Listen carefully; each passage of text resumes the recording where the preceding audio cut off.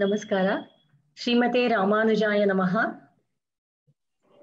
ಇವತ್ತು ನಾವು ತಿರುಪ್ಪಾವೈ ಅನುಭವ ಮಾಡ್ತಾ ಇದ್ದೀವಲ್ಲ ಇಷ್ಟು ದಿವಸ. ಅದು ಸ್ವಾಮಿ ರಾಮಾನುಜಾಚಾರ್ಯರ ಪೂರ್ಣ ಅನುಗ್ರಹದಿಂದಲೂ ಶ್ರೀ ಶ್ರೀ ಶ್ರೀ ಯದುಗಿರಿ ಯತಿರಾಜ ನಾರಾಯಣ ರಾಮಾನುಜ ಜಿಯರವರ ಪೂರ್ಣ ಅನುಗ್ರಹದಿಂದಲೂ ನಾವು ಇದನ್ನ ನಡೆಸ್ಕೊಂಡು ಬರ್ತಾ ಇದ್ದೀವಿ. ಯತಿರಾಜ ಮಠ ಸಂಗೀತ ಸಂಭ್ರಮ ಅವರು ಪ್ಯೂರ್ ಪ್ರೇಯರ್ ಅವರ ಡೊಮೇನ್ ನಲ್ಲಿ ಇದನ್ನು ಲೈವ್ ಹೋಗ್ತಾ ಇದೆ. ಅವರ ಸಹಕಾರ ನಮಗೆ ಸಿಕ್ಕಿದೆ. ಇದು ಅದ್ಭುತವಾದ ತಿಂಗಳು. ಇದು ನಾವು ಆಡಿ ಮಾಸ ಅಂತ ಹೇಳ್ತೀವಿ ತಮಿಳಲ್ಲಿ, ಆದರೆ ಇದು ಶ್ರಾವಣ ಮಾಸ ಸ್ಟಾರ್ಟ್ ಆಗಿದೆ ಕನ್ನಡಿಗರಿಗೆ. ಈ ಅದ್ಭುತವಾದ ತುಂಬಾ ಹಬ್ಬಗಳು ತುಂಬಿದ ಈ ಸೀಸನ್ ನಲ್ಲಿ ನಾವು ತಿರುಪ್ಪಾವೈ ಅನುಭವ ಮಾಡ್ತಾ ಇರೋದು ಖಂಡಿತ ಆ ಅಮ್ಮನವರು ಹಾಗೂ ಶ್ರೀ ಕೃಷ್ಣನ ಪರಮಾನುಗ್ರಹ ಅಂತ ಹೇಳ್ಬೇಕು. ನಮ್ಮ ಪಾರ್ಟಿಸಿಪೆಂಟ್ಸು ಎಲ್ಲ ತುಂಬಾ ಲೈವ್ಲಿ ಆಗಿ ಎಲ್ಲರೂ ಪಾರ್ಟಿಸಿಪೇಟ್ ಮಾಡ್ತಾ ಇದ್ದಾರೆ. ಇದಕ್ಕೆ ಬಹಳ ಜನ ಶ್ರೋತೃಗಳು ಇದನ್ನ ನೋಡಿ ಇದನ್ನ ಉಪಯೋಗ ಪಡಿಸ್ಕೊಳ್ತಾ ಇದ್ದಾರೆ ಅಂತ ನಮಗೆ ತಿಳಿದು ಬರ್ತಾ ಇದೆ.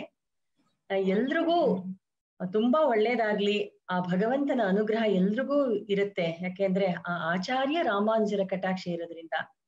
ಇವತ್ತಿನ ದಿವಸ ನಾವು 8ನೇ ಪಾಶುರವನ್ನು ನಾವು ಅನುಸಂಧಾನ ಮಾಡ್ಬೇಕು. ಮತ್ತೆ ಅದ್ರ 9ನೇ ದಿವಸ ಇದು ನಮಗೆ. ಸೊ ನಾವೆಲ್ಲ ಇವಾಗ ಆಚಾರ್ಯ ವಂದನೆಯೊಡನೆ ನಾವು ಪ್ರಾರಂಭ ಮಾಡೋಣ.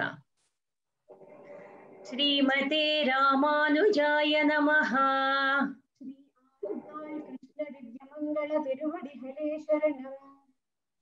ஆழ்வார் எம்பெருமானார் ஜீயர் திவ்ய மங்கள திருவடிகளே சரணம். श्री शैलेश दया पात्रं धीभक्त्यादि गुणार्णवं यतीन्द्र प्रवणं वन्दे रम्यजा मातरं मुनिं. रामानुज दया पात्रं ज्ञान वैराग्य भूषणं श्रीमद्वेंकटनाथार्यं वन्दे वेदांत देशिकम्. यो नित्यम् अच्युत पदाम्बुज युग्म रुक्म व्यामोहतस्तदितराणि तृणाय मेने अस्मद्गुरोर्भगवतोऽस्य दयैक सिन्धोः रामानुजस्य चरणौ शरणं प्रपद्ये. माता पिता युवतयस्तनया विभूतिः सर्वं यदेव नियमेन मदन्वयानाम् आद्यस्य नः कुलपतेर्वकुलाभिरामं श्रीमत्तदङ्घ्रियुगलं प्रणमामि मूर्ध्ना.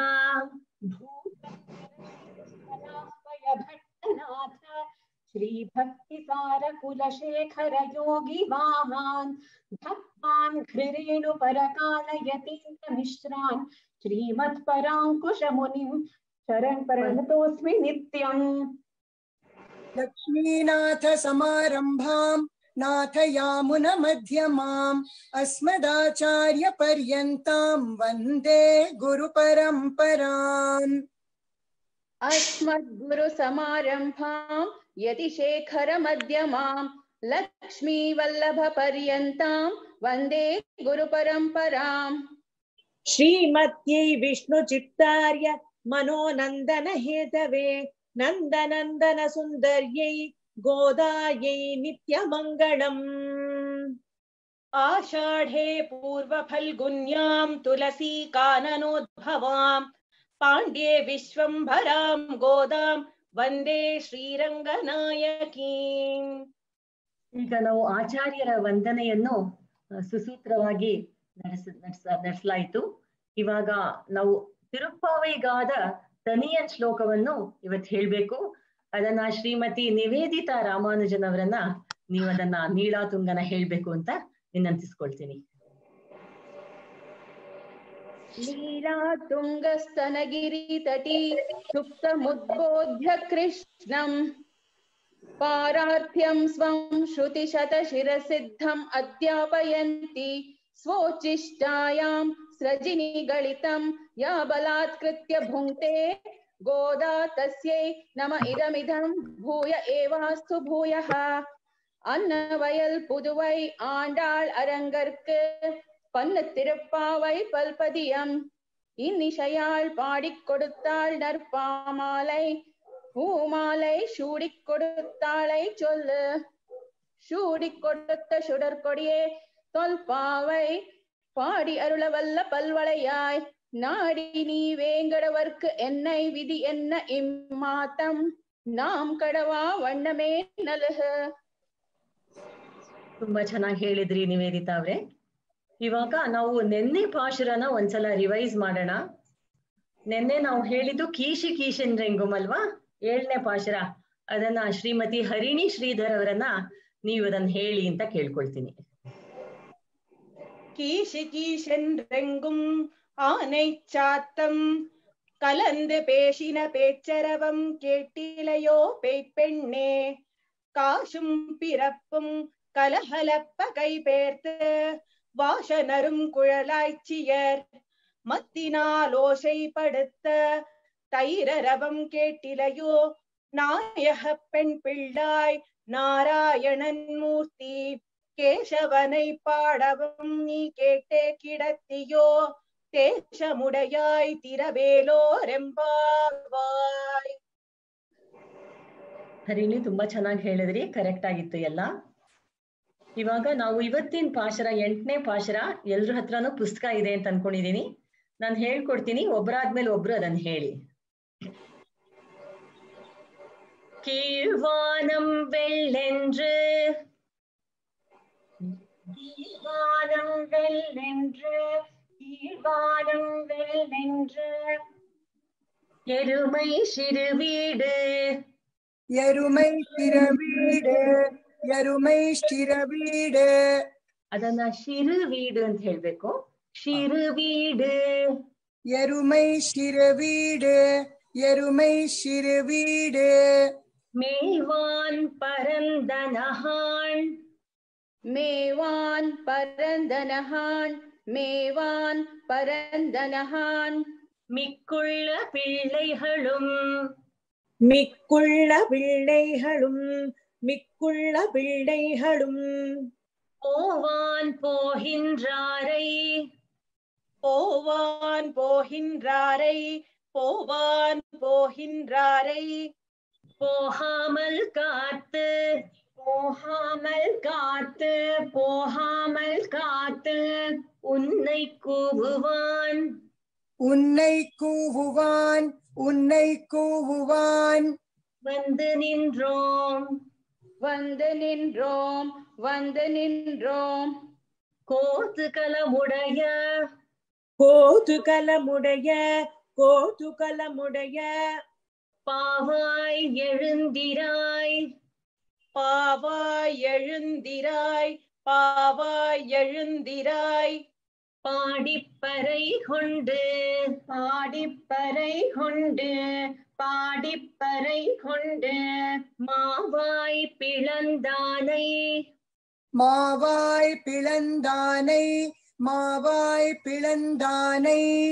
மல்லரை மாட்டிய மல்லரை மாட்டிய மல்லரை மாட்டிய தேவாதி தேவனை தேவாதி தேவனை தேவாதி தேவனை சென்று நாம் சேவித்தால் சென்று நாம் சேவித்தால் சென்று நாம் சேவித்தால் ஆவாவென்று ஆவாவென்று ஆவாவென்று ஆராய்ந்து ஆராய்ந்து ஆராய்ந்து அருளேலோரெம்பாவாய் ಅರುಳೇಲೋರೆಂಬಾವಾಯ್ ಅರುಳೇಲೋರೆಂಬಾವಾಯ್. ಎಲ್ಲ ಹೇಳಾಗಿದೆ. ಇವಾಗ ಶ್ಲೋಕ ಹೇಳಿದ್ವಿ, ಅದನ್ನ ಒಟ್ಟಿಗೆ ನಾವು ಒಂದ್ಸಲ ಹೇಳ್ತೀನಿ. ನೀವು ಎಲ್ಲೆಲ್ಲಿ ನಿಲ್ಲಿಸ್ಬೇಕು ಅನ್ನೋದ ಮಾರ್ಕ್ ಮಾಡ್ಕೊಳ್ಳಿ ಪುಸ್ತಕದಲ್ಲಿ. கீழ்வானம் வெள்ளென்று எருமை சிறு வீடு மேய்வான் பரந்தனகான் மிக்குள்ள பிள்ளைகளும் போவான் போகின்றாரை போகாமல் காத்து உன்னை கூவுவான் வந்து நின்றோம். கோதுகலமுடைய பாவாய் எழுந்திராய் பாடிப்பறை கொண்டு மாவாய் பிளந்தானை மல்லரை மாட்டிய தேவாதி தேவனை சென்று நாம் சேவித்தால் ஆவாவென்று ஆராய்ந்தருளேலோரெம்பாவாய். ಇವಾಗ ನಾವು ಪಾಶುರದ ಭಾಗವನ್ನು ಮುಗಿಸಿದೀವಿ. ಇವಾಗ ನಾವು ಪಾಶುರದ ಅನುಭವವನ್ನು ಮಾಡೋಣ. ಆ ಕೀಳ್ವಾನಂ ವೆಳ್ಳೆಂದ್ರೆ ಎಂಬ ಇವತ್ತಿನ ಪಾಶರ ತುಂಬಾ ಅದ್ಭುತವಾದ ಒಂದು ಹೆಣ್ಣು ಮಗಳನ್ನು ಆ ಆಂಡಾಳ್ ದೇವಿ ಎಬ್ಬಿಸ್ತಾಳೆ. ಇವಾಗ ಆಂಡಾಳ್ ಆ ತಿರುಪ್ಪಾವೈ ಎಂಬ ವ್ರತಾನುಷ್ಠಾನವನ್ನು ಮಾಡಕ್ಕೆ ತೊಡಗಿದಳಲ್ವಾ. ತಾನು ಒಬ್ಳೇ ಅದನ್ನು ಒಳ್ಳೇದೇನಿದ್ರು 10 ಜನರಿಗೆ ಕೊಟ್ಟು ಅದನ್ನು ಅನುಭವಿಸ್ಬೇಕು. ಏಕಸ್ವಾತು ನ ಭುಂಜೀತ ಇನಿಯದ ತನಿ ಅರಿಂದೇನ್ ಅಂತ ಹೇಳ್ತಾರೆ. ತುಂಬಾ ಚೆನ್ನಾಗಿರೋದನ್ನ ಒಬ್ರೇ ಅನುಭವಿಸ್ಬಾರ್ದು. ಅದು ಭಗವದ್ ವಿಷಯ ಅಂತ ಹೇಳಿದ್ಮೇಲೆ ಅದು ಎಲ್ರ ಹತ್ರನೂ ನಾವು ಹಂಚ್ಕೊಂಡು ಅನುಭವಿಸ್ಬೇಕು. ಆದ್ರಿಂದ ಇವಾಗ ಈ ಭಗವದ್ ಅನುಭವ ಅಂದ್ರೆ ಮೊದಲನೇ ಪಾಶರದಲ್ಲಿ ನೀರಾಡ ಪೋದುವೀರ್, ಬನ್ನಿ ಬನ್ನಿ ನಾವು ನೀರಾಟಕ್ ಹೋಗೋಣ, ಅದ್ರಂದ್ರೆ ನೀರಿನಲ್ಲಿ ಜಲಕ್ರೀಡೆ ಆಡಕ್ ಹೋಗೋಣ, ಸ್ನಾನ ಮಾಡಕ್ ಹೋಗೋಣ ಅಂತ ಎಲ್ರು ಅನ್ಕೊಂಡಿದ್ದಾರೆ. ಆ ನೀರಾಟಂ ಅಂದ್ರೆ ಏನ್ ಗೊತ್ತಾ? ಭಗವದ್ ಅನುಭವ. ಭಗವದ್ ಅನುಭವವನ್ನು ಎಲ್ರೂ ಸೇರಿ ಮಾಡ್ಬೇಕು, ಗೋಷ್ಠಿಯಾಗಿ ಮಾಡ್ಬೇಕು. ಒಂದು ದೇವಸ್ಥಾನದಲ್ಲಿ ತುಂಬಾ ಜನ ಇದ್ದಾರೆ, ತುಂಬಾ ರಶ್ ಇದೆ, ಇವತ್ ನಾನು ಹೋಗಲ್ಲಪ್ಪ, ಇವತ್ ತುಂಬಾ ರಶ್ ಇರತ್ತೆ, ವೈಕುಂಠ ಏಕಾದಶಿ ದಿವ್ಸ ನಾನು ಹೋಗಲ್ಲ, ನ್ಯೂ ಇಯರ್ಸ್ ಡೇ ನಾನು ಹೋಗಲ್ಲ ಅಂತ ಹೇಳ್ಬಾರ್ದು. ಅವತ್ತಿನ ದಿವ್ಸ ಖಂಡಿತ ಹೋಗ್ಬೇಕು ನಾವು. ಯಾಕೆಂದ್ರೆ ಭಗವಂತನಿಗೆ ಎಲ್ರು ಬಂದಷ್ಟು ಅವನಿಗೆ ತುಂಬಾ ಸಂತೋಷ. ಜನರನ್ನ ನೋಡಿದ ತಕ್ಷಣ ಅಯ್ಯೋ ಇಷ್ಟು ಜನ ನನ್ ಮಕ್ಳು ಬಂದ್ರ, ನಾನು ಇವತ್ ಎಲ್ರಿಗೂ ಅನುಗ್ರಹ ಮಾಡ್ಬೇಕು ಅಂತ ಭಗವಂತ ಕಣ್ಣನ್ನ ಅಗಲ ಮಾಡ್ಕೊಂಡು, ಅವನ್ ಮೊದಲೇ ಪುಂಡರೀಕಾಕ್ಷ ಅಂತ, ಅವನ ಕಣ್ಣು ಇನ್ನೂ ವಿಶಾಲವಾಗ್ಬಿಡತ್ತಂತೆ. ಭಗವಂತ ಕಣ್ಣಿಂದಾನೇ ನಾವನ್ನ ಕಟಾಕ್ಷಿಸೋದು. ಆ ಕಟಾಕ್ಷಕ್ಕೆ ನಾವೆಲ್ಲ ಪಾತ್ರರಾಗ್ಬೇಕು ಅಂದ್ರೆ ಯಾವ ದಿವ್ಸ ತುಂಬಾ ಜನ ಇದಾರೋ, ತುಂಬಾ ಕ್ರೌಡ್ ಇರತ್ತೋ ಅವತ್ತೇ ಹೋಗಿ ನಾವು ಭಗವಂತನ ದರ್ಶನ ಮಾಡ್ಬೇಕು. ಆದ್ರಿಂದ ಆಂಡಾಳ್ ಇವಾಗ 5 ಲಕ್ಷ ಫ್ಯಾಮಿಲೀಸ್ ಇದೆ ಅಂತ ಹೇಳಿದ್ನಲ್ಲ ನಂದಗೋಕುಲದಲ್ಲಿ. ಈಗ ಆಂಡಾಳ್ ಗೋಪಿ ಭಾವನೆಯಲ್ಲಿ ಗೋಪಿಯರನ್ನೆಲ್ಲ ಎಬ್ಬಿಸ್ತಾ ಇದ್ದಾಳೆ. 10 ಜನರನ್ನ ಮಾತ್ರ ಎಬ್ಬಿಸ್ತಾ ಇದ್ದಾಳೆ. 10 ಜನಕ್ಕೆ ಆ 5 ಲಕ್ಷ ಫ್ಯಾಮಿಲೀಸು ಉಪಲಕ್ಷಣ ಅಂತ ಹೇಳ್ತಾರೆ. ಸೊ ಈ 10 ಲಕ್ಷದಲ್ಲಿ ಮೊನ್ನೆ ಪಿಳ್ಳಾಯ್ ಅಂದ್ರೆ ಭಗವದ್ ವಿಷಯಕ್ಕೆ ಹೊಸದವಳು. ಅವಳು ಗೊತ್ತಿಲ್ಲ ಭಾಗವತರನ್ನೆಲ್ಲರೂ ಸೇರ್ಸ್ಕೊಂಡು ಹೋಗ್ಬೇಕು ಅಂತ ಗೊತ್ತಿಲ್ಲ. ಅವಳು ಒಬ್ಳೇ ಕೂತ್ಕೊಂಡು ಭಗವದ್ ಅನುಭವ ಮಾಡ್ತಾ ಇರ್ತಾಳೆ. ಆಂಡಾಳು ಒಬ್ರೊಬ್ರಿಗೂ ಒಂದೊಂದು ಹೇಳ್ಕೊಡ್ತಾಳೆ ವಿಚಾರ. ನೋಡಿ, ಒಬ್ರೇ ಅನುಭವ ಮಾಡ್ಬಾರ್ದು, 10 ಜನರ ಜೊತೆ ಅನುಭವ ಮಾಡ್ಬೇಕು ಅಂತ ಮೊದಲನೇ ದಿವಸ ಪಿಳ್ಳಾಯ್ ಅನ್ನೋಳು ಹುಡುಗಿನ ಎಬ್ಸಿದ್ಲು. ನೆನ್ನೆ ಅನುಭವಿಸಿದ್ದು ನಾವು ಪೇಯ್ ಪೆಣ್ಣೆ, ನಾಯಹ ಪೆಣ್ ಪಿಳ್ಳಾಯ್ ಅಂತ 2 ವಿಶೇಷಣಗಳನ್ನ ಕೊಡ್ತಾರೆ. ಪೇಯ್ ಪೆಣ್ಣೆ ಅಂದ್ರೆ ಯಾವ್ದನ್ ಮಾಡ್ಬೇಕೋ ಅದನ್ ಮರ್ತಿರೋದು. ಅವಳು ಏನಪ್ಪ ಮರ್ತಿದ್ದಾಳೆ ಅಂತ ಹೇಳಿದ್ರೆ, ಅವಳಿಗೆ ಭಗವದ್ ವಿಷಯವನ್ನು ಎಲ್ರ ಜೊತೆ ಸೇರಿಸಿ ಅನುಭವಿಸ್ಬೇಕು ಅನ್ನೋ ವಿಷಯ ಗೊತ್ತು, ಆದ್ರೆ ಅದನ್ನ ಮರ್ತ್ ಬಿಟ್ಟಿದ್ದಾಳೆ. ಬೇರೆ ಏನೋ ನಾವು ಮನೆಯಲ್ಲಿ ಕೆಲಸ ಮಾಡ್ತಾ ಇರ್ತೀವಿ, ಓ ಭಗವಂತನಿಗೆ ಇವತ್ತು ದೀಪನೇ ಹಚ್ಚಿಲ್ವಲ್ಲಪ್ಪ, ಶುರು ಮಾಡ್ಬಿಟ್ನಲ್ಲ ಅಂತ ಸಡನ್ ಆಗಿ ಜ್ಞಾಪಕ ಬರುತ್ತೆ. ಹೀಗೆ ದಿನಾ ಮಾಡೋ ಕೆಲ್ಸನೇ ನಾವು ಒಂದೊಂದ್ಸಲ ಮರ್ತ್ ಬಿಡ್ತೀವಿ. ಹಾಗೆ ಈ ಗೋಪಿ ಏನ್ ಮಾಡಿದಾಳೆ ಅಂದ್ರೆ, ಭಗವದ್ ವಿಷಯವನ್ನು ನಾವು ಗೋಪಿಯರ ಜೊತೆ ಭಾಗವತರೊಡನೆ ಸೇರಿಸಿ ಅನುಭವಿಸ್ಬೇಕು ಅದನ್ನ ಮರ್ತಿದ್ದಾಳೆ. ಅದನ್ನ ಆಂಡಾಳ್ ನೆನಪಿಸ್ತಾಳೆ. ಪೇಯ್ ಪೆಣ್ಣೆ, ಏನಮ್ಮ ನಿನಗ್ ವಿಷಯ ಮರ್ತ್ ಬಿಟ್ಟಿದೀಯಮ್ಮ, ನೀನ್ ಹಾಗ್ ಮರಿಬಾರ್ದು, ನೀನ್ ಯಾರು ಅಂತ ಅನ್ಕೊಂಡಿದ್ಯಾ, ನೀನೇ ನಾಯಕಿ, ನಮ್ ಗ್ರೂಪ್ ಅಲ್ಲೆಲ್ಲ ನಾಯಕಿ ಬಂದ್ಲಾ ಅಂತ. ಇವಾಗ ಯಾವುದೇ ಒಂದ್ ಸಂಘ ಸಂಸ್ಥೆ ಅಂತ ಅನ್ಕೊಂಡ್ರು ಅದು ಒಬ್ರು ಲೀಡರ್ ಬೇಕು. ಒಂದ್ ಪ್ರೆಸಿಡೆಂಟ್, ಒಂದ್ ಸೆಕ್ರೆಟರಿನೋ, ಒಂದ್ ಚೇರ್ಪರ್ಸನ್, ಯಾರಾದ್ರೂ ಒಬ್ರು ಬೇಕು. ಅವರು ಎಲ್ರಿಗೂ ಹೇಳ್ತಾರೆ ನೀವ್ ಇದನ್ ಮಾಡಿ. ಅವ್ರಿಗೆ ಜ್ಞಾನದ ನದಿಕ ಅಂತ ಏನೋ ಹೇಳಾಗಿಲ್ಲ, ಅವ್ರಿಗೆ ಆ ಕೆಪಾಸಿಟಿ ಇರುತ್ತೆ ಕೋಆರ್ಡಿನೇಟ್ ಮಾಡೋದು, ಎಲ್ರನ್ನು ಸೇರ್ಸೋದು, ಸೋಷಿಯಲ್ ಮೀಡಿಯಾಗ ಅಪ್ರೋಚ್ ಮಾಡೋದು ಎಲ್ಲ ಅವ್ರಿಗೆ ಗೊತ್ತಿರುತ್ತೆ ಹೇಗೆ ಅಂತ. ಸೊ ಆ ನಾಯಕಿ ಬೇಕು. ಹಾಗೆ ನಮ್ಮ ಈ 10 ಜನರ ಗುಂಪಲ್ಲಿ ನಿನ್ನೆ ದಿವ್ಸ ನಾವು ಎಬ್ಸದ್ವಲ್ಲ ಒಬ್ಳು ಆಂಡಾಳ್ ಅಂದ್ರೆ, ನಾವೇ ಇವಾಗ ಆಂಡಾಳ್ ತರ ಮನ್ಸಲ್ಲ ಅನ್ಕೊಂಡ್ಬಿಟ್ಟಿದೀವಿ. ಆಂಡಾಳ್ ಎಲ್ರೂ ಎಬ್ಬಿಸ್ತಾಳೆ, ನಾವು ಎಲ್ರ ಮನೆಗೂ ಹೋಗಿ ಎಬ್ಬಿಸ್ತಾ ಇದೀವೇನೋ ಅಂತ ಅನ್ಕೊಂಡಿದೀವಿ. ಹಾಗೆ ಆ ನಾಯಕಿನ ಆಂಡಾಳೇನೆ ಎಬ್ಸಿದ್ಲು. ಆ ನಾಯಕಿ ಎಬ್ಬಿಸುವಾಗ 3 ವಿಷಯ ಹೇಳ್ತಾಳೆ ಆಂಡಾಳ್. ಅಂದ್ರೆ ನಾರಾಯಣನ್, ಮೂರ್ತಿ, ಕೇಶವನ್ ಅಂತ 3 ಪದಗಳ ಅರ್ಥ ನಿನ್ನೆ ಅನುಭವಿಸಿಗೆ ನಮಗೆ ಟೈಮ್ ಆಗ್ಲಿಲ್ಲ, ಆದ್ರೆ ಅದನ್ನ ಬಿಟ್ಟು ಹೋಗೋಕ್ಕೂ ಮನ್ಸಿಲ್ಲ. ಆದ್ರಿಂದ ನೆನ್ನೆದು ಒಂದ್ ಸ್ವಲ್ಪ ಹೇಳ್ಬಿಟ್ಟು ಆಮೇಲೆ ಇವತ್ತಿನ ಪಾಶರವನ್ನು ಅನುಭವಿಸೋಣ. ಆ ನಾರಾಯಣನ್ ಅಂದ್ರೆ ಇಲ್ಲಿ ವಾತ್ಸಲ್ಯ ಅಂತ. ಆ ಭಗವಂತ ಎಷ್ಟು ವತ್ಸಲನಾಗಿದ್ದಾನೆ. ನಾನು ಒಂದು ಹಸು ಕರುನ ಅದು ಜನನ ಆದ ತಕ್ಷಣ ಅದ್ರ ದೋಷ ತುಂಬಿದವಾದ ಕಲುಷಿತವಾದ ಅದ್ರ ಮೈಯನ್ನ ಯಾರಪ್ಪ ಕ್ಲೀನ್ ಮಾಡ್ತಾರೆ? ಏನಾದ್ರು ಮಿಡ್ ವೈಫ್ ಇದ್ದಾಳ, ಒಂದು ನರ್ಸ್ ಇದ್ದಾರ ಅದನ್ನೆಲ್ಲ ಕ್ಲೀನ್ ಮಾಡಕ್ಕೆ? ಮನುಷ್ಯರ ಮಕ್ಳಂದ್ರೆ ಎಲ್ಲ ಕ್ಲೀನ್ ಮಾಡ್ಬಿ ಆಮೇಲೆ ಮಗು ನಮ್ ಕೈಲಿ ಕೊಡ್ತಾರೆ ಟವಲ್ ಅನ್ ಸುತ್ಬಿಟ್ಟು. ಆದ್ರೆ ಆ ಕರುನ್ ಯಾರಾದ್ರೂ ಏನಾದ್ರು ಕ್ಲೀನ್ ಮಾಡ್ತಾರಾ? ಮಾಡ್ತಾರೆ. ಯಾರು ಅಂದ್ರೆ ಅವ್ರ ಅಮ್ಮನೇ.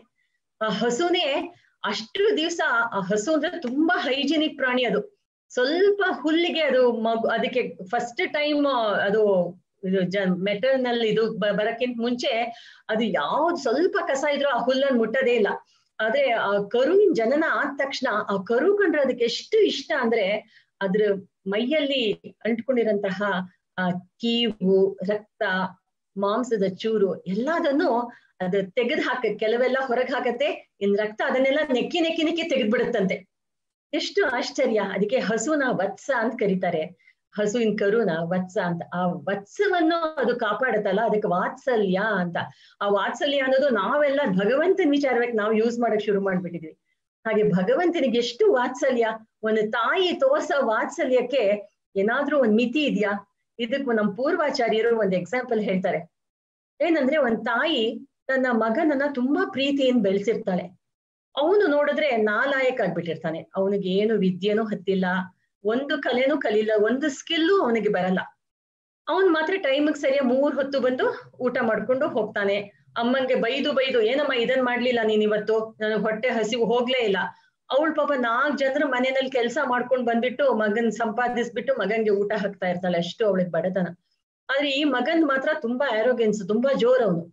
ಸರಿ, ಹೀಗೆ ಅಮ್ಮನ್ ಬೈಯೋದು, ಏನೇನೋ ಕೆಟ್ಟ ಮಾತು ಹೇಳೋದು, ಆದ್ರೆ ಮಾತ್ರ ಟೈಮಿಗೆ ಸರಿಯಾಗಿ ಬಂದು ಊಟ ಮಾಡ್ತಾ ಇರ್ತಾನೆ. ಆ ಅಮ್ಮನ್ಗೆ ಅಯ್ಯೋ ನನ್ ಮಗು ಏನಾದ್ರೂ ಹೇಳಿ, ಅವ್ನ್ ಹೊಟ್ಟೆ ತುಂಬಾ ಊಟ ಮಾಡಿ ಅವ್ನ್ ಹೆಲ್ತಿ ಆಗಿದ್ರೆ ಸಾಕು, ನನ್ ಕಣ್ಣೆದ್ರಿಗೆ ಅವ್ನ್ ಖುಷಿಯಾಗಿರ್ಬೇಕು ಅಂತಾನೆ ಅವಳು ಮಾಡ್ತಾ ಇರ್ತಾಳೆ. ಯಾವತ್ತೂ ಒಂದ್ ದಿವ್ಸ ಅವನಿಗೆ ಅಮ್ಮನ್ ವಿಚಾರ ತುಂಬಾ ಕೋಪ ಬಂದ್ಬಿಟ್ಟು ಅವ್ನ್ ಹೇಳ್ತಾನೆ, ನಿನ್ ಊಟನೂ ಬೇಡ, ನಂಗೆ ನೀನು ಬೇಡ, ನಾ ಈ ಮನೇಲೂ ಇರಲ್ಲ, ನಾನ್ ಹೋಗ್ತೀನಿ ಅಂತ ಹೇಳ್ಬಿಟ್ಟು ಹೀಗ್ ನಡ್ಕೊಂಡು ಹೋಗ್ತಾ ಇರ್ತಾನಂತೆ. ಹೋಗಿ ಹೋಗಿ ಹೋಗಿ ಯಾವ್ದೋ ಒಂದು ಛತ್ರದಲ್ಲಿ ಅವನಿಗೆ ಸುಸ್ತಾಗ್ಬಿಡುತ್ತೆ. ಅಯ್ಯೋ ಯಾಕಾದ್ರೂ ಕೋಪಿಸ್ಕೊಂಡ್ ಬಂದ್ನೋ, ಟೈಮಿಗೆ ಸರಿಯಾಗಿ ಅಟ್ಲೀಸ್ಟ್ ಸ್ವಲ್ಪ ಊಟ ಆದ್ರೂ ಸಿಗ್ತಾ ಇತ್ತು ಅಂತ ಅನ್ಕೊಂಡು ಯಾವ್ದೋ ಒಂದ್ ಛತ್ರ ಕಾಣಿಸುತ್ತೆ. ಆ ಛತ್ರದಲ್ಲಿ ಹೋಗ್ತಾನೆ. ಅಷ್ಟೊಳಗೆ ಏನಾಗತ್ತೆ, ರಾತ್ರಿ ಆಗ್ಬಿಟ್ಟಿರತ್ತೆ. ಆ ಛತ್ರದಲ್ಲಿ ಅವನು ಅಲ್ಲೇ ಬಾಗ್ಲಲ್ಲಿ ಮಲ್ಕೊಂಡಿರ್ತಾನೆ. ಅವಾಗ ಈ ಅಮ್ಮಂಗೆ ಅಯ್ಯೋ ನನ್ ಮಗ ನನ್ ಮೇಲೆ ಸಿಟ್ ಮಾಡ್ಕೊಂಡ್ಬಿಟ್ನಲ್ಲ, ನಾನ್ ಹಾಗೆ ನಡ್ಕೊಳ್ದೇ ಇರ್ಬೇಕಾಗಿತ್ತು, ಯಾಕೆ ಅವನಿಗೆ ನಾನು ರೇಗಿಸ್ಬಿಟ್ನೋ ಏನೋ ಗೊತ್ತಾಗ್ಲಿಲ್ವಲ್ಲ, ಪಾಪ ಏನ್ ಹಸಿವೋ ಏನೋ ಅಂತ ಅನ್ಕೊಂಡು ಅವಳು ಒಂದ್ ಸ್ವಲ್ಪ ಮೊಸರನ್ನ, ಉಪ್ಪಿನಕಾಯಿ, ಅವನಿಗೆ ಏನ್ ಇಷ್ಟ ಅದನ್ನೆಲ್ಲ ಕಲಿಸ್ಕೊಂಡ್ ಹೋಗಿ ಹಾಗೆ ನೆರಳು ಹಂಗೆ ಹೋಗ್ತಾಳೆ. ಅವ್ನ್ ಯಾವ್ದೋ ಛತ್ರದ ಬಾಗಿಲಲ್ಲಿ ಕೂತಿದ್ದಾನೆ ಅಂತ ಗೊತ್ತಾಗತ್ತೆ. ತಕ್ಷಣ ಆ ಛತ್ರದ ಇದನ್ನ ನೋಡ್ಕೊಳ್ಳೋ ಒಂದ್ ಕಾವಲಿ ಇರ್ತಾನಲ್ಲ, ಅವನನ್ನ ಕರ್ಬಿಟ್ಟು, ನೋಡಿ ಸ್ವಾಮಿಗಳೇ, ನನ್ ಮಗ ಅಲ್ಲಿ ಕೂತಿದ್ದಾನೆ ಛತ್ರದ ಹೊರಗಡೆ, ಅವನನ್ನ ಕರೆದ್ಬಿಟ್ಟು ಈ ಊಟವನ್ನು ಅವನಿಗೆ ಬಡಿಸಿ, ಮತ್ತೆ ಒಂದು ಮಾತು ನಾನ್ ಕೊಟ್ಟೆ ಅಂತ ಮಾತ್ರ ಹೇಳ್ಬೇಡಿ ನೀವು ಅಂತ ಹೇಳ್ತಾನೆ. ಸರಿ, ಆ ಛತ್ರದವ್ರು ಹೇಳ, ಅಯ್ಯೋ ಪಾಪ ಅಮ್ಮಂಗೆ ಯಾಕೆ ಮನಸ್ಸು ನೋಯಿಸ್ಬೇಕು ಅಂತ ಅವ್ನ್ ಬಂದ್ಬಿಟ್ಟು, ಬಾ ಬಾ ಏನಪ್ಪಾ ಇದು, ಯಾರಿಗಾದ್ರೂ ಊಟ ಬೇಕಾ ಅನ್ಕೊಂಡ್, ಅಯ್ಯೋ ಎಷ್ಟು ಒಳ್ಳೆ ಈ ಛತ್ರದವ್ರು ಅಂತ ಹೇಳ್ಬಿಟ್ಟು ಒಳಗ್ ಹೋಗಿ ಊಟ ಎಲ್ಲ ಮಾಡ್ತಾನೆ. ಮಾಡ್ಬಿಟ್ಟು ಅಯ್ಯೋ ಎಷ್ಟ್ ಚೆನ್ನಾಗಿದೆ, ನಮ್ಮ ಅಮ್ಮ ಮಾಡಕ್ಕಿಂತ ಎಷ್ಟೋ ಇನ್ನೂ ಚೆನ್ನಾಗಿದೆ ಅಂತ ಅವ್ನ ಅಷ್ಟು ಖುಷಿಯಾಗಿ ಎಲ್ಲ ತಿಂದ್ಬಿಡ್ತಾನೆ. ಆಮೇಲೆ ಹೀಗೆ ಎಷ್ಟೋ ದಿವಸ ನಡೆಯುತ್ತೆ.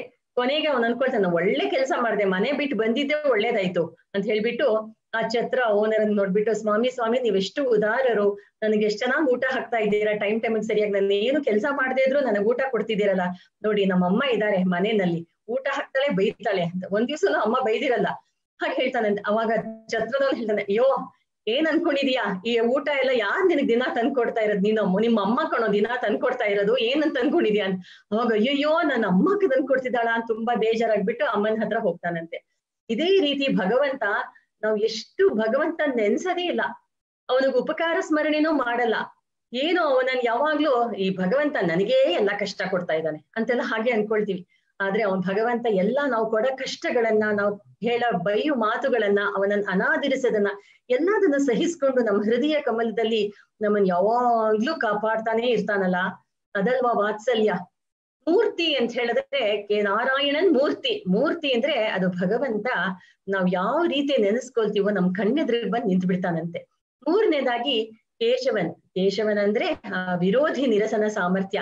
ನಮ್ಗೆ ಏನೇನ್ ತೊಂದರೆಗಳು ಬರುತ್ತೋ, ಅಡಚಣೆಗಳು ಬರುತ್ತೋ, ನಮ್ ಕರ್ಮವಶ್ಯವಾಗಿ ನಮ್ಗೆ ಏನೇನ್ ತೊಂದರೆಗಳನ್ನ ಅನುಭವಿಸ್ತೀವೋ ಅದನ್ನೆಲ್ಲ ಭಗವಂತ ಅವನ ನಾಮ ಸಂಕೀರ್ತನೆ ಮಾಡಿದ್ರೆ, ಅವನ ನೀನೇ ಗತಿ ಅಂತ ಹೇಳಿದ್ರೆ ಅದನ್ನೆಲ್ಲ ನಿವಾರಣೆ ಮಾಡ್ತಾನೆ.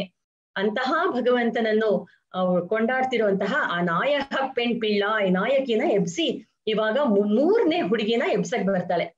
ಈ ಹುಡುಗಿ ತುಂಬಾ ಇಂಪಾರ್ಟೆಂಟ್. ಇವಾಗ 10 ವಿಧವಾದ ಶ್ರೀ ವೈಷ್ಣವ ಲಕ್ಷಣಗಳನ್ನು ಆಂಡಾಳ್ ಹೇಳ್ತಾಳೆ. ಈ ಹುಡುಗಿಗೆ ಏನಪ್ಪಾ ಅಂತ ಹೇಳಿದ್ರೆ, ಅವಳು ಕೋದು ಕಲಮುಡೆಯ ಪಾವಾಯ್ ಅಂತ ಬರುತ್ತೆ. ಅವಳಿಗೆ ತುಂಬಾ ಕುತೂಹಲ ಅಂತೆ. ಆ ಹುಡುಗಿ ಕುತೂಹಲನೋ ಅಥವಾ ಭಗವಂತನಿಗೆ ಅವಳ ಮೇಲ್ ಕುತೂಹಲನೋ ಅನ್ನೋದನ್ನ ನಾವು ನೋಡೋಣ. ಇವಾಗ ಕೀಳ್ವಾನಂ ಬೆಳ್ಳೆಂದ್ರೆ ಆ ಹುಡುಗಿಯರು ಒಳಗಡೆ ಮಲಗಿರ್ತಾರಲ್ಲ, ಒಳಗಡೆ ಇರೋರು ಭಗವಂತನ ಅನುಭವನೇ ಮಾಡ್ತಾ ಇರ್ತಾರೆ, ಹೊರಗಡೆ ಇರೋರು ಭಗವಂತನ ನೋಡ್ಬೇಕು, ಅವ್ನ ಮನೆಗೆ ಹೋಗ್ಬೇಕು, ಬೆಳಗಿನ ಜಾವನೆ ಹೋಗ್ಬೇಕು ಅಂತ ಕಾಯ್ತಾ ಇರ್ತಾರೆ. ಈಗ ಇಬ್ರಿಗೂ ತುಂಬಾ ಇಷ್ಟ ಭಗವಂತನ ಅನುಭವಿಸಕ್ಕೆ. ಆದ್ರೆ ಒಳಗಡೆ ಇರೋಳು ನಮಗೆ ಇವಾಗ ಒಳ್ಳೆ ಕನಸು ಬೀಳ್ತಾ ಇರತ್ತೆ, ತುಂಬಾ ಚೆನ್ನಾಗಿ ಭಗವಂತನ ಹತ್ರ ಹೋಗ್ತಾ ಇದೀವಿ, ತುಂಬಾ ಮಾಡಿ ಮೆಟ್ಲೆಲ್ಲ ಇದೆ, ಎಲ್ಲ ದ್ವಾರಪಾಲಕರೆಲ್ಲ ಇದ್ದಾರೆ, ನಾವು ಶ್ರೀನಿವಾಸನ್ನ ಎಲ್ಲಿ ತಿರುವೆಂಗಡ ಮುಡಿಯಾನ ತಿರುಪತಿಗೆ ಹೋಗಕ್ಕಾಗತ್ತಾ, ಅಲ್ಲಿ ನಿಧಾನಕ್ ನಮಗ್ ದರ್ಶನ ಆಗ್ತಾ ಇರತ್ತೆ, ಇನ್ನೇನ್ ದರ್ಶನ ಆಗ್ಬೇಕು ಅನ್ನೋಷ್ಟಿಗೆ ಯಾರೋ ಎಬ್ಬಿಸ್ಬಿಡ್ತಾರೆ. ಅಯ್ಯೋ ಎಷ್ಟು ಒಳ್ಳೆ ಗಂಡ, ಒಂದ್ ನಿಮಿಷ ಇದ್ದಿದ್ರೆ ನಾನು ಶ್ರೀನಿವಾಸನ ದರ್ಶನ ಆಗ್ಬಿಡ್ತಿತ್ತಲ್ಲ, ನನ್ನ ಯಾಕೆ ಡಿಸ್ಟರ್ಬ್ ಮಾಡ್ದೆ ನಾವು ಕೇಳ್ತೀವಲ್ಲ. ಹಾಗೆ ಈ ಹುಡುಗಿ ಒಳಗಡೆ ಕೂತ್ಕೊಂಡು ಭಗವದ್ ಅನುಭವದಲ್ಲಿ ಇರ್ತಾಳೆ. ಇವಾಗ ಇವರೆಲ್ಲ ಬಂದ್ಬಿಟ್ಟು ಎಬ್ಸ್ದಾಗ ಅವಳಿಗೆ ನನ್ಗೆ ಇಷ್ಟ ಚೆನ್ನಾಗಿ ಒಳ್ಳೊಳ್ಳೆ ಚೆನ್ನಾಗಿ ಅನುಭವಿಸ್ತಾ ಇದ್ನಲ್ಲ, ಇವ್ರು ಯಾರು ನನ್ನನ್ ಬಂದು ಡಿಸ್ಟರ್ಬ್ ಮಾಡ್ತಾ ಇದ್ದಾರೆ, ಆ ಪರಿಸ್ಥಿತಿ. ಇವಾಗ ಅವರೆಲ್ಲ ಏನ್ ಹೇಳ್ತಾರೆ ನೋಡಿ, ಬೆಳಗಾಗೋಯ್ತು, ನೀವು ಹೇಳ್ಬೇಕು ಅಂತ ಹೇಳ್ತಾರೆ. ಬೆಳಗೂ ಆಗಿಲ್ಲ ಏನಿಲ್ಲ, ನಾನು ಇನ್ನು ಚೆನ್ನಾಗಿ ಮಲ್ಕೋಬೇಕು, ಭಗವದ್ ಅನುಭವ ಮಾಡ್ಬೇಕು ಅಂತ ಹೇಳ್ತಾಳೆ. ಇಲ್ಲ ನೋಡುಮಾ, ಕೀಳ್ವಾನಂ ಬೆಳ್ಳೆಂಜ್ ಅಂತ ಹೇಳ್ತಾಳೆ. ನೋಡು ಎಲ್ಲ ಬೆಳಗ್ಗೆ ಡಾನ್ ಆಗೋಯ್ತು, ಲೈಟ್ ಆಗಿದೆ ನೋಡು, ಈಸ್ಟರ್ನ್ ಹೊರೈಸನ್ ನೋಡು ಹೇಗೆ ಬೆಳಕ್ ಬರ್ತಾ ಇದೆ ಅಂತ. ಅದಕ್ಕೆ ಅಯ್ಯೋ ಅದೆಲ್ಲ ಇಲ್ಲ, ನೀವ್ ಮುಖದಲ್ಲೆಲ್ಲ ನೀವು ತುಂಬಾ ಫಳಫಳ ಅಂತ ಹೊಳಿತೀರಾ, ನಿಮ್ ಮುಖನೇ ಅಲ್ಲಿ ಕಾಣಿಸ್ತಾ ಇರೋದು, ಆಕ್ಚುಲಿ ಬೆಳಗಾಗಿಲ್ಲ ಅಂತ ಒಳಗಡೆ ಇರೋಳು ಹೇಳ್ತಾಳೆ. ಇಲ್ಲ ನೋಡುಮಾ, ಎರುಮೈ ಶಿರುವೀಡು ಮೇಯ್ವಾನ್ ಪರಂದನ ಹಾಣ್ ಅಂತ ಹೇಳ್ತಾಳೆ. ನೋಡಿ, ಎರುಮೈ ಶಿರುವೀಡು ಅಂದ್ರೆ ಈ ಎಮ್ಮೆ ಎಲ್ಲ ಇದೆಯಲ್ಲ, ಅದು ಶಿರುವೀಡು ಅಂದ್ರೆ ಹುಲ್ಲು ಮೇಲೆ ಡ್ಯೂ ಡ್ರಾಪ್ಸ್ ಇರುತ್ತಲ್ಲ, ಅದು ಮಂಜು, ಅದನ್ನೆಲ್ಲ ಮೇಯಕ್ ಹೋಗತ್ತಂತೆ. ಅದ್ ಯಾಕೆ ಮೇಯಕ್ ಹೋಗತ್ತೆ ಅಂತ ಹೇಳಿದ್ರೆ, ಅದನ್ನ ಮೇಯ್ದ್ರೇನೆ ಅದು ಹಾಲ್ ಕರಿಯಕ್ ಆಗೋದು. ಅದರಿಂದ ಅದನ್ನ ಕರ್ಕೊಂಡ್ ಹೋಗಾಯ್ತು ನೋಡು, ಬೆಳಗಿನ ಜಾವನೆ ಅದು ಡ್ಯೂ ಡ್ರಾಪ್ಸ್ ಎಲ್ಲ ಬಿಡೋದು, ಹಿಮ ತುಂಬಿರೋಂತಹ ಹುಲ್ಲನ್ನೆಲ್ಲ ಅದು ಮಾಡಾಯ್ತು, ಗ್ರೇಸ್ ಮಾಡಾಯ್ತು. ನೀನೇನು ಇನ್ನು ಹೇಳ್ತಾ ಇಲ್ಲ, ಇದು ಸಾಲ್ದ ನಿನಗೆ, ಇದನ್ನ ಹೇಳಿದ್ರೆ ಬೆಳಗಾಯ್ತು ಅಂತ ಹೇಳಿದ್ರೆ ಗೊತ್ತಾಗಲ್ವಾ? ಸರಿ, ಅವಳು ಹೇಳ್ತಾಳೆ, ಇಲ್ಲ ಆ ಎಮ್ಮೆನೂ ಇಲ್ಲ ಏನಿಲ್ಲ, ನಿಮ್ದೇ ನೆರಳು ಅಲ್ಲಿ, ನಿಮ್ದೆಲ್ಲ ತುಂಬಾ ಜನ ಬಂದ್ಬಿಟ್ಟು ನೀವು ಹೀಗ್ ನಿಂತಿದ್ದೀರಲ್ಲ, ನಿಮ್ ನೆರಳು ಒಳ್ಳೆ ಎಮ್ಮೆ ಕೊಂಬು ತರ ಕಾಣಿಸ್ತಾ ಇದೆ, ಆಕ್ಚುಲಿ ಅದು ಎಮ್ಮೆ ಅಲ್ಲ ಅಂತ ಹೇಳ್ಬಿಡ್ತಾಳೆ. ಅದಕ್ಕೆ ಇವಳಿಗೆ ಏನ್ ಹೇಳೋದು, ಮೇವಾನ್ ಪರಂದನ ಹಾಡ್. ಅದಕ್ಕೆ ಅವಳು ಮತ್ತೆ ಒಳಗಡೆ ಇರೋವಳೆ ಕೇಳ್ತಾಳೆ, ನೀವ್ ಸ್ವಲ್ಪ ಜನ ಮಾತ್ರ ಬಂದಿದ್ದೀರಲ್ಲ, ಇನ್ನು ತುಂಬಾ ಜನ ಇದಾರೆ, ಎಲ್ರು ಎಬ್ಬಿಸ್ಕೊಂಡ್ ಕೊನೆಯಲ್ಲಿ ನಮ್ಮ ಮನೆಗ್ ಬನ್ನಿ ಅಂತ ಕರೀತಾಳೆ. ಇಲ್ಲಮ್ಮ, ಎಲ್ರು ಹೊರಟಾಯ್ತು, ಪೋವಾನ್ ಪೋಹಿಂದ್ರಾರಿ ಪೋಹಾಮಲ್ಕಾತ್ ಉನ್ನೈ ಕೂವಾನ್ ಅಂತ ನಿಂದ್ರು, ಎಲ್ರು ಅಲ್ಲಿ ಜಂಕ್ಷನ್ ಅಲ್ಲಿ ಇದಾರೆ, ನಿಮ್ ಮನೆ ಬೀದಿನಲ್ಲಿ ಅಷ್ಟು ಜನನ ಬಂದ್ರೆ ಅಲ್ಲಿ ಜಾಮ್ ಪ್ಯಾಕ್ ಆಗ್ಬಿಡತ್ತೆ, ಟ್ರಾಫಿಕ್ ಜಾಮ್ ಆಗತ್ತೆ, ಅದಕ್ಕೆ ಜನ ಎಲ್ಲ ಅಲ್ಲಿ ಕಾಯ್ತಾ ಇದಾರೆ. ಅವ್ರಿಗೆ ಸಡನ್ ಆಗಿ ರಿಯಲೈಸ್ ಆಯ್ತು ನೀನ್ ಬಂದಿಲ್ಲ ಅಂದ್ರೆ, ನೀನ್ ಬರ್ದೇ ಇದ್ರೆ ಕೃಷ್ಣ ನಮ್ಮನ್ ಯಾರನ್ನು ಕಣ್ಣೆತ್ತು ನೋಡಲ್ಲ, ಯಾಕೆಂದ್ರೆ ನಿನ್ ಕಂಡ್ರೆ ಕೃಷ್ಣಂಗ್ ತುಂಬಾ ಇಷ್ಟ, ಮೊದಲು ಬಂದಿದ್ಯಾ ಅಟೆಂಡೆನ್ಸ್ ನಿಂದಿದ್ಯಾ ಅಂತ ನೋಡ್ತಾರೆ. ಅದಕ್ಕೆ ನೀನ್ ಬಂದಿಲ್ಲ ಅಂತ ಹೇಳಿದ ತಕ್ಷಣ ಅವರೆಲ್ಲ ಫ್ರೀಸ್ ಆಗ್ಬಿಟ್ರು. ಅಯ್ಯೋ ಮೊದಲು ಕರ್ಕೊಂಡ್ ಬನ್ನಿ ಅವಳನ್ನ, ಅವಳು ಬಂದ ಮೇಲೆ ನಾವೆಲ್ಲ ಹೊರಡೋಣ ಅಂತ ಎಲ್ರು ಅಲ್ಲಿ ಕಾಯ್ತಾ ಇದ್ದಾರೆ. ಪೋವಾನ್ ಪೋಹಿಂಜಾರೆ ಪೋಹಾಮಲ್ಕತ್ ಉನ್ನೈ ಕೂವಾನ್ ನಂದಿನಿಂದ್ರು. ಪೋದು ಕಲಮುಡಿಯ ಪಾವ ಅಂದ್ರೆ ಕುತೂಹಲದಿಂದ ಇರೋ ಹುಡುಗಿಯೇ, ಪಾವ ಎಳಂತೀರಾ ಏಳು, ಪಾಡಿ ಪರೈಗೊಂಡು ಬಾ, ನಾವೆಲ್ಲ ಭಗವಂತನನ್ನ ಹೋಗಿ ಕೈಕರ್ಯ ಕೊಡು ಅಂತ ಬೇಡ್ಕೊಳ್ಳೋಣ. ಪಾಡಿ ಪರೈಗೊಂಡು ಮಾವಾಯ್ ಪಿಳಂದಾನೈ ಮಲ್ಲರೈ ಮಾಟ್ಯ. ಮಾವಾಯ್ ಅಂತ ಹೇಳಿದ್ರೆ ಮತ್ತೆ ಆ ಕೇಶಿ ಸಂಹಾರ ಬಗ್ಗೆನೆ ಆಂಡಲ್ ಮತ್ತೆ ಹೇಳ್ತಾಳೆ. ಆ ಕೇಶಿ ಅನ್ನೋ ರಾಕ್ಷಸ ಕುದುರೆ ರೂಪದಲ್ಲಿ ಇದ್ದ. ಆ ಕುದುರೆ ರೂಪದಲ್ಲಿ ಯಾರು ನೋಡಿದ್ರು ಅಂದ್ರೆ ಮೊದಲು ನೋಡಿದ್ ನಾರದ ಮಹರ್ಷಿ. ಆ ನಾರದ ರಾಕ್ಷಸ ಬಂದಿದ್ದನ್ ನೋಡ್ಬಿಟ್ಟು ಅವರೇ ಹೆದರ್ಕೊಂಡು ಹೊರಟೋಗ್ತಾರೆ. ಯಾಕೆಂದ್ರೆ ಆ ಕುದುರೆ ನಾರದನ್ ನೋಡಿಸಿದ್ ನಾರದನ್ನೇ ಅಟ್ಟಿಸ್ಕೊಂಡು ಹೊರಟೋಗ್ಬಿಡ್ತಾನೆ ಆ ಕೇಶಿ. ಅದಕ್ಕೆ ನಾರದ ಓಡ್ ಬಂದ್ಬಿಟ್ಟು ಕೃಷ್ಣ ಕೃಷ್ಣ ಕಾಪಾಡು ಕಾಪಾಡು, ಪ್ರತಿ ಸಲನು ಗೋಪಿಯರೆಲ್ಲ ಹೇಳಿ ಕೃಷ್ಣ ಕಾಪಾಡು ಅಂತ ಇದ್ರು. ಈಗ ನಾರದನ ಬಂದ್ಬಿಟ್ಟು ನಂದಗೋಕುಲಕ್ಕೆ ಬಂದ್ಬಿಟ್ಟು ಕಾಪಾಡು ಕಾಪಾಡು ಅಂತಾನೆ. ಅದನ್ನ ಆ ಮಾವಾಯ್ ಪಿಳಂದಾನೆ, ಅದನ್ನ ಯಾರಿಗೋಸ್ಕರ ರಕ್ಷಿಸ್ದ ಕೃಷ್ಣ. ಮತ್ತೆ ಮಲ್ಲರೈ ಮಾಟ್ಯ ಅಂದ್ರೆ ಚಾಣೂರ ಮುಷ್ಟಿಕಾದಿ ಮಲ್ಲರನ್ನೆಲ್ಲ ಮಥುರಾಪುರಿಗೆ ಹೋಗ್ಬಿಟ್ಟು ಆ ಕಂಸ ಹೇಗೆ ಏರ್ಪಾಡ್ ಮಾಡಿದ ಕೆಟ್ಟವರನ್ನ ಕೃಷ್ಣನಿಗೆ ತೊಂದರೆ ಕೊಡ್ಬೇಕು ಅಂತ ಅವರನ್ನೆಲ್ಲ ಸಾಯಿಸ್ಬಿಟ್ಟ ಕೃಷ್ಣ. ಅಂತಹ ದೇವಾದಿ ದೇವನ್ ಆ ಭಗವಂತನ ನಮ್ ಹತ್ರ ಹೋದ್ರೆ ಆಹಾ ಇವರೆಲ್ಲ ಬಂದ್ರ ಅಂತ ಖುಷಿ ಪಟ್ಕೊಂಡು ನಮ್ಮನ್ ತುಂಬಾ ಚೆನ್ನಾಗಿ ಆಧರಿಸಿ ವೆಲ್ಕಮ್ ಮಾಡ್ಬಿಟ್ಟು ನಾವ್ ಏನು ಕೇಳಕ್ ಹೋಗಿದೀವೋ, ಏನೋ ಒಂದ್ ಪುರುಷಾರ್ಥ ಕೇಳಕ್ ಹೋಗ್ತಾ ಇದೀವಿ ಅಲ್ವಾ, ಆ ಭಗವಂತನ ಕೈಂಕರ್ಯ ಅದನ್ನ ನಾವು ಖಂಡಿತ ನಮಗ್ ಕೊಡ್ತಾನೆ ಅನ್ನೋದು ಪದಶಃ ಅರ್ಥ. ಆದ್ರೆ ಇದ್ರೊಂದು ಒಳ ಅರ್ಥ ತುಂಬಾ ಪೇಜ್ ಗಟ್ಲೆ ಅದ ಅರ್ಥಗಳನ್ನ ನಮ್ಮ ಪೂರ್ವಾಚಾರ್ಯರೆಲ್ಲ ಬರೆದಿದ್ದಾರೆ. ಅழகிய மணவாள பெருமாள் நாயனார், பெரியவாச்சான் பிள்ளை, ಆಯ್ ಜನನ್ಯಾಚಾರ್ಯರು, ದೊಡ್ಡಯ್ಯಾಚಾರ್ಯ ಸ್ವಾಮಿಗಳು, ಊವೆ ಶ್ರೀ ಅಣ್ಣಂಗರಾಚಾರ್ಯ ಸ್ವಾಮಿಗಳು, ಹೀಗೆ ಎಷ್ಟು ಅರ್ಥಗಳು ಬರೆದಿದ್ದಾರೆ ವಾನಮಾಮಲೇಜಿಯರು. ಅದನ್ನೆಲ್ಲ ನೋಡಿದ್ರೆ ಒಂದೊಂದ್ ಪಾಠಕ್ಕೆ ಇಷ್ಟೊಂದು ಅರ್ಥ ಹೇಗಪ್ಪ ಸಾಧ್ಯ? ಚಿಕ್ಕ ಮಗು 6 ವಯಸ್ಸಿನ ಆಂಡಾಳ್, 5 ವಯಸ್ಸಿನ ಆಂಡಾಳ್ ಹೇಗ್ ಇಷ್ಟ ಅರ್ಥವನ್ನು ಗರ್ಭಿತವಾಗಿ, ಅದಕ್ಕೆ ವೇದ ಮನೈತ್ತಕ್ಕೂ ಬಿತ್ತು ಅಂತ ಹೇಳ್ತಾರೆ. ಇದು ಸಾಧಾರಣವಾದ ಗೀತೆ ಅಲ್ಲ, ಉಪನಿಷತ್ ಸಾರ, ಗೋದೋ ಉಪನಿಷತ್ ಅಂತ ಹೇಳ್ತಾರೆ. ಅಂತಹ ಹೇಗೆ ಕೃಷ್ಣಂದು ಭಗವದ್ಗೀತೆ ಒಂದು ಉಪನಿಷತ್ ಸಮಾನವೋ ಹಾಗೆ ತಿರುಪ್ಪಾವಿಯು ಉಪನಿಷತ್ಗೆ ಸಮಾನ. ಆದ್ರೆ ಈ ಉಪನಿಷತ್ತನ್ನು ಹೆಂಗಸ್ರೆಲ್ಲ ಹೇಳ್ಬಹುದು. ಎಷ್ಟು ಆಶ್ಚರ್ಯ! ಆಂಡಾಳ್ ದೇವಿ ನಮಗೋಸ್ಕರನೇ ಕೊಟ್ಟಿರೋ ಈ ಪದ್ಯಮಾಲೆ. ಹೆಂಗಸರು ಮಾತ್ರ ಅಲ್ಲ, ಗಂಡಸರು, ಸನ್ಯಾಸಿಗಳು, ಲೋಕವೆಲ್ಲವೂ ಇದನ್ನ ಹೇಳಿ ಉಚ್ಚಾರಣೆ ಮಾಡಿ ಇದರ ಅರ್ಥಗಳನ್ನೆಲ್ಲ ತಿಳ್ಕೊಂಡು ನಾವು ಉಜ್ಜೀವನ ಹೊಂದಬೇಕು. ಈಗ ಕೀಳ್ವಾನಂ ವೆಳ್ಳೆಂದು ಎರ್ಮೈಗೆ ಕೋದು ಕಲಮುಡಿಯ ಪಾವ ಎನ್ನಕ್ಕೆ ತುಂಬಾ ಅರ್ಥ ಹೇಳಿದ್ದಾರೆ. ಅದನ್ನ ನಾವು ಅನುಭವಿಸೋಣ. ಏಂದ್ರೆ ಭಗವಂತನಿಗೆ ಯಾರು ಭಗವಂತನನ್ನ ಪ್ರೀತಿ ಮಾಡ್ತಾರೋ ಅವ್ರ ಕಂಡ್ರೆ ಭಗವಂತನಿಗೆ ಎಕ್ಸ್ಟ್ರಾ ಇಷ್ಟ ಅಂತೆ. ನಾವು ಎಲ್ಲಾದ್ರೂ ಹೊರಡುವಾಗ ಎಲ್ರಿಗೂ ಹೇಳ್ತೀವಿ, ಹೋಗ್ಬರ್ತೀನಿ ಅಮ್ಮ, ಹೋಗ್ಬರ್ತೀನಿ, ಬಾಯ್ ಬಾಯ್ ಅಂತೆಲ್ಲ ಹೇಳ್ತೀವಿ. ಆದ್ರೆ ಭಗವಂತನಿಗೆ ಹೇಳ್ತೀವ? ನಮ್ ಭಗವಂತ ಒಳಗಡೆ ಇದಾನಲ್ಲ, ನಮ್ಮ ಕೋವಿಲಾಳ್ವಾರ್ ಅಂತ ಕರಿತೀವಿ. ಅವನಿಗೆ, ಹೇ ಕೃಷ್ಣ, ನಾನು ಇಂಥ ಕೆಲ್ಸಕ್ಕೆ ಹೋಗ್ತಾ ಇದ್ದೀನಿ, ನೀನ್ ನನ್ ಜೊತೆ ಬರ್ಬೇಕು ಅಂತ ಅವನನ್ನು ಕರ್ಕೊಂಡು ಹೋಗ್ಬೇಕು. ಅಟ್ಲೀಸ್ಟ್ ನಾನು ಇಲ್ಲಿದ್ದೀನಿ, ನನ್ಗೆ ಏನು ಹೇಳಲೇ ಇಲ್ಲ, ಎಲ್ರಿಗೂ ಹೇಳ್ತಾ ಇದ್ದಾನೆ. ಏನಾದ್ರೂ ಗುಡ್ ನ್ಯೂಸ್ ಅಂದ್ರೆ ಸ್ವೀಟ್ ಎಲ್ರಿಗೂ ಹಂಚ್ತೀವಿ, ಭಗವಂತನೇ ಮರ್ತ್ಬಿಡ್ತೀವಿ. ಹಾಗೆ ಯಾರು ಭಗವಂತನನ್ನು ಮರೀದೆ ಅವನ ಜ್ಞಾಪಿಸ್ಕೊಂಡು ಒಂದೊಂದಕ್ಕೂ ಅವನನ್ನ ನಾವು ಇನ್ವಾಲ್ವ್ ಮಾಡ್ಕೊಳ್ತೀವೋ ಅವಾಗ ಭಗವಂತನಿಗೆ ಅವ್ರ ಕಂಡ್ರೇನೋ ತುಂಬಾ ಇಷ್ಟ. ಅವ್ರನ್ನ ಯಾವಾಗ್ಲೂ ಎಷ್ಟು ಇಷ್ಟ ಅಂತ ಹೇಳಿದ್ರೆ ಭಗವಂತ ಯೋಚನೆ ಮಾಡ್ತಾನಂತೆ, ಅಯ್ಯೋ ಅವ್ರ ದಿನಾ ನನಗೆ ಪೂಜೆ ಮಾಡ್ತಾರಲ್ಲ, ಅವ್ರ ತ್ರಿಕರಣಗಳಿಂದಲೂ ಎಷ್ಟು ಶುದ್ಧವಾಗಿ ನನಗೆಲ್ಲವನ್ನು ಅರ್ಪಣಾ ಭಾವದಿಂದ ಮಾಡ್ತಾರಲ್ಲ, ನಾನ್ ಅವ್ರಿಗೆ ಏನು ಮಾಡ್ತಾ ಇಲ್ವಲ್ಲ ಅಂತ ಅವನ್ ಅನ್ಕೊಳ್ತಾನಂತೆ. ಆದ್ರೆ ನಿಜವಾಗ್ಲೂ ನೋಡಿದ್ರೆ ಭಗವಂತ ಎಷ್ಟೊಂದು ಅನುಗ್ರಹವನ್ನು ಸುರಿತಾ ಇದ್ದಾನೆ ಅಂತ ಹೇಳಿದ್ರೆ ಅದು ನಾವು ಮಾಡೋದು ತುಂಬಾ ಅಲ್ಪ. ಹಾಗೆ ಪ್ರಿಯೋಹಿ ಜ್ಞಾನಿನೋತ್ಯರ್ಥಂ ಅಹಂಸಚ ಮಮ ಪ್ರಿಯ ಅಂತ ಆ ಕೃಷ್ಣ ಅರ್ಜುನನಿಗೆ ಭಗವದ್ಗೀತೆಯಲ್ಲಿ ಹೇಳ್ತಾನೆ. ಆ ಜ್ಞಾನಿಗಳಿದಾಳಲ್ಲ, ಜ್ಞಾನಿಗಳು ಅಂತ ಹೇಳಿದ್ರೆ ತುಂಬಾ ಓದಿದವರು ಅಂತ ಅರ್ಥ ಅಲ್ಲ, ಭಗವಂತ ತನ್ನ ಹತ್ರ ಪ್ರೀತಿ ಇರೋರು ಅಂತ. ಆ ಪ್ರೀತಿಗಳಿಗೆ ನಾನ್ ಏನ್ ಮಾಡಿದ್ರು ಕಡಿಮೆ ಕಡಿಮೆ ಅಂತ ಹೇಳ್ತಾನೆ. ಕೃಷ್ಣನೇ ದ್ರೌಪದಿ ಯಾವಾಗ್ಲೂ ಆ ವಸ್ತ್ರಾಪರಣ ಆದಾಗ ಕೃಷ್ಣ ಕೃಷ್ಣ ಅಂತ ಕರ್ಕೊಂಡ್ ಬಿಡ್ತಾಳೆ. ಹೇ ಕೃಷ್ಣ, ನಿನ್ನ ನನ್ನ ಕಾಪಾಡ್ಬೇಕು, ನಾನ್ ಶರಣಾಗತಳಾಗಿದ್ದೀನಿ ಅಂತ ಕರೀತಾಳೆ. ಅವಾಗ ಕೃಷ್ಣ ಅವಳಿಗೆ ವಸ್ತ್ರವನ್ನ ನೀಡಿದ, ಆದ್ರೆ ಎದುರುಗಡೆ ಬರ್ಲಿಲ್ವಲ್ಲ ಅನ್ನೋ ಕೊರಗು ಅವನಿಗೆ ಯಾವಾಗ್ಲೂ ಇತ್ತಂತೆ. ಶ್ರೀಕೃಷ್ಣ ಶ್ರೀವೈಕುಂಠಕ್ಕೆ ಹೊರಟಾಗ ಶ್ರೀಕೃಷ್ಣ ಹೇಳ್ತಾರೆ 106 years ಈ ಭೂಲೋಕದಲ್ಲಿ ಇದ್ದಂತೆ. ಅವಾಗ ಶ್ರೀವೈಕುಂಠಕ್ಕೆ ಪ್ರಭಾಸ ಕ್ಷೇತ್ರದಲ್ಲಿ ಭಗವಂತ ಶ್ರೀವೈಕುಂಠಕ್ಕೆ ತೆರಲಾಗ ಅವನಿಗೆ ತುಂಬಾ ದುಃಖ. ಏನಂದ್ರೆ, ಅಯ್ಯೋ ಅವತ್ತಿನ ದಿವಸ ದ್ರೌಪದಿ ಕರೆದ್ಲು, ನಾನು ಎದುರುಗಡೆ ಹೋಗ್ಲಿಲ್ವಲ್ಲ, ಅವಳು ಎಷ್ಟು ಭಕ್ತಿಯಿಂದ ಪ್ರೀತಿಯಿಂದ ನನ್ ಕರೆದ್ಲು, ನಾನು ಅವಳ ಜೊತೆಲಿ ಇರ್ಲಿಲ್ವಲ್ಲ ಅಂತ ಅದನ್ನೇ ಜ್ಞಾಪಿಸ್ಕೊಂಡು ಭಗವಂತ ಶ್ರೀವೈಕುಂಠ ಹೊರಟು. ಮತ್ತೆ ಒಂದ್ ಕೃಷ್ಣಾವತಾರ ಆಗತ್ತಾ, ಮತ್ತೆ ದ್ರೌಪದಿಗೆ ಅವನ್ ಕಾಪಾಡ ಸನ್ನಿವೇಶ ಏರ್ಪಡತ್ತಾ? ಇಲ್ಲ, ಅವತ್ ಬಿಟ್ಬಿಟ್ನಲ್ಲ ಅಂತ ದುಃಖ ಪಡ್ತಾನಂತೆ. ಇದೇ ರೀತಿ ನಮ್ಮ ಪೂರ್ವಾಚಾರ್ಯರ ಸಂಗತಿನಲ್ಲಿ ನಮ್ಮಾಳ್ವಾರ್ ಬಗ್ಗೆ ಹೇಳ್ತಾರೆ. ನಮ್ಮಾಳ್ವಾರ್ ಅಂದ್ರೆ ನಿಮ್ಗೆಲ್ಲ ಪರಿಚಯ ಆಗಿರ್ಬೇಕು, ಸುಮಾರು 6 ದಿವಸನೂ ಅವ್ರ ಬಗ್ಗೆ ನಾವು ಅನುಭವಿಸಿದೀವಿ. ಆ ನಮ್ಮಾಳ್ವಾರ್ ಕಂಡ್ರೆ ಭಗವಂತನಿಗೆ ತುಂಬಾ ಇಷ್ಟ ಅಂತೆ. ಆ ನಮ್ಮಾಳ್ವಾರ್ ಎಂಥವ್ರು ಅಂದ್ರೆ ಅವ್ರು ಯಾವಾಗ್ಲೂ ಕೃಷ್ಣನ್ ಚಿಂತನೆಯಲ್ಲಿ ಇರ್ತಾರಂತೆ. ಇವಾಗ ಯಾರಾದ್ರೂ ಕೃಷ್ಣನನ್ ಬರೀರಿ, ಒಂದು ಪಿಕ್ಚರ್ ಬರೀರಿ ಅಂದ್ರೆ ಎಷ್ಟು ಸ್ವಾರಸ್ಯವಾಗಿ ನಾವು OTTನೆಲ್ಲ ನೋಡ್ತೀವಲ್ಲ, ಎಷ್ಟು ಚೆನ್ನಾಗಿ ಬರೀತಾರೆ ಅಂತ. ಆದ್ರೆ ಯಾರಾದ್ರೂ ಒಂದು ಕೃಷ್ಣ ಭಕ್ತಿಯನ್ ಬರೀರಿ ಅಂತ ಕೇಳಿದ್ರೆ ನಾವು ಭಕ್ತಿನ, ಅದು ಅಬ್ಸ್ಟ್ರಾಕ್ಟ್ ಅಲ್ವಾ, ಬರೆಯಕ್ಕಾಗತ್ತಾ? ಆಗಲ್ಲ. ಆದ್ರೆ ಬರಿಬಹುದು. ಯಾರಪ್ಪ ಅಂತ ಹೇಳಿದ್ರೆ ಆ ನಮ್ಮಾಳ್ವಾರ್ ಅಂತಿದಾರಲ್ಲ, ಅವ್ರನ್ನ ಬರೆದ್ರೆ ಆ ಕೃಷ್ಣ ಭಕ್ತಿನ ಬರ್ದಂಗೆ ಅಂತ ಹೇಳ್ತಾರೆ. ಅವ್ರಿಗೆ ಅಷ್ಟು ಇಷ್ಟ ಕೃಷ್ಣನ್ ಕಂಡ್ರೆ. ಇನ್ ಯಾರ ಭಕ್ತಿನೋ ಆ ನಮ್ಮಾಳ್ವಾರ್ಗೆ ಇದ್ದ ಭಕ್ತಿಗೆ ಸರಿ ಸಮಾನವಾಗಿ ಹೇಳಕ್ಕೆ ಆಗಲ್ಲ.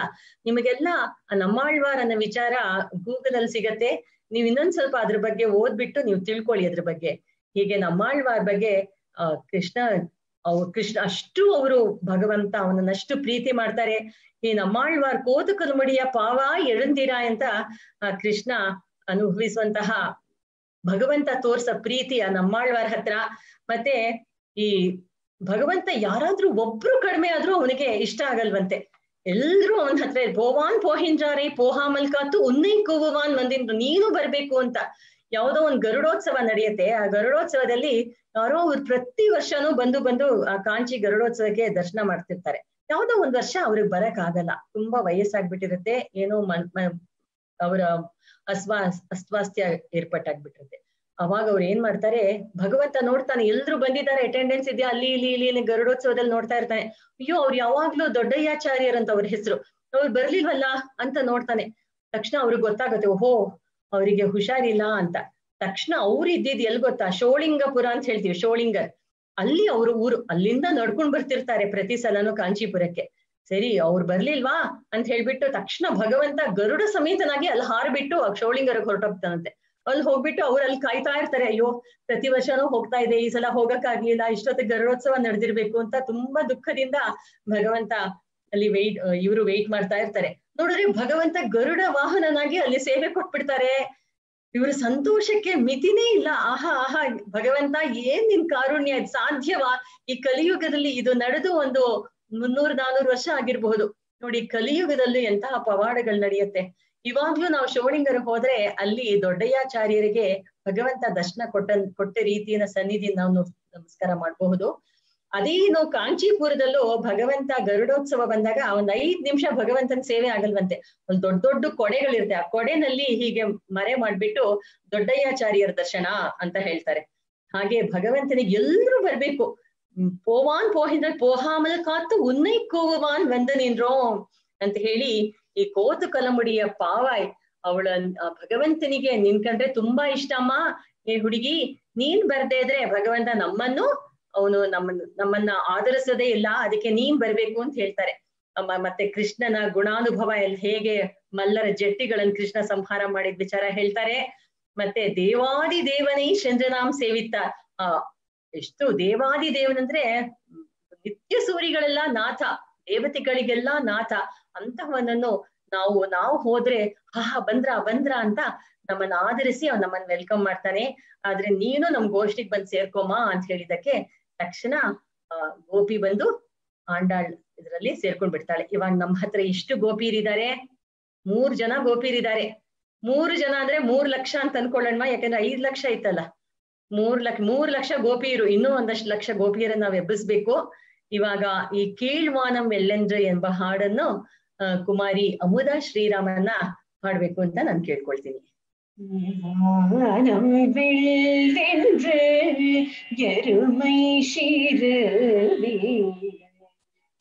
வானம் வெள்ளென்று எருமை சிறுவி,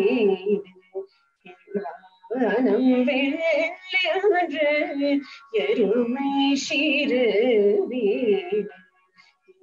வானம் வெள்ளென்று எருமை சிறுவீடு, நெய்வான் பரந்தனகான் மிங்குள்ள பிள்ளைகளும் போவான் போகின்றாரை.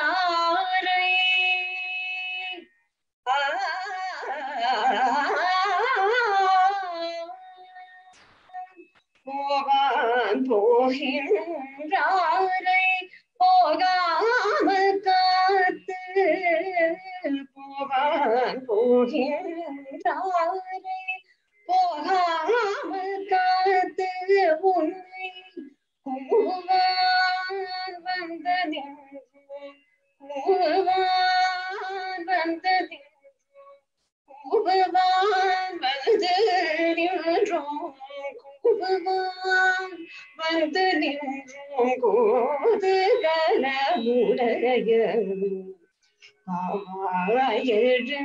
எழுந்திராய் பாடி பறை கொண்டு, எழுந்திராய் பாடி பறை கொண்டு, மாவாய் பிளந்தானை மல்லரை மாட்டிய, மாவாய் பிளந்தானை மல்லரை மாட்டிய, தேவாதி தேவனை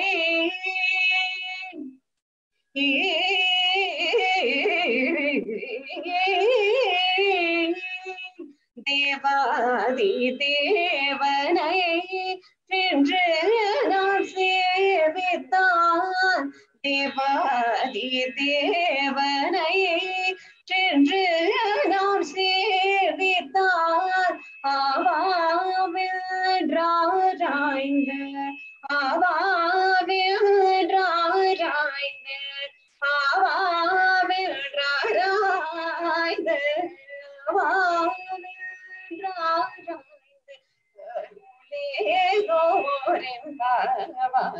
திருவாவனம் நின்று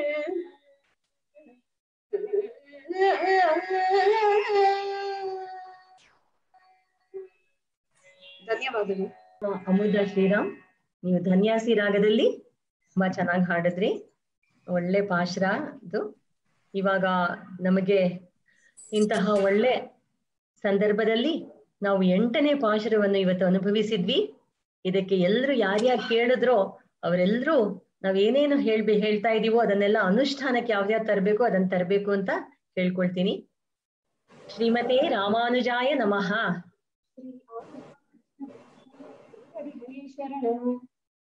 ஆழ்வாரெம்பெருமானார் ஜீயர் திவ்ய மங்கள திருவடிகளே சரணம். ಸರ್ವಾಪರಾಧಾನ್ ಕ್ಷಮಸ್ವ ಕ್ಷಮಸ್ವ ಪುರುಷೋತ್ತಮ. ಸರ್ವಂ ಶ್ರೀಕೃಷ್ಣಾರ್ಪಣಮಸ್ತು.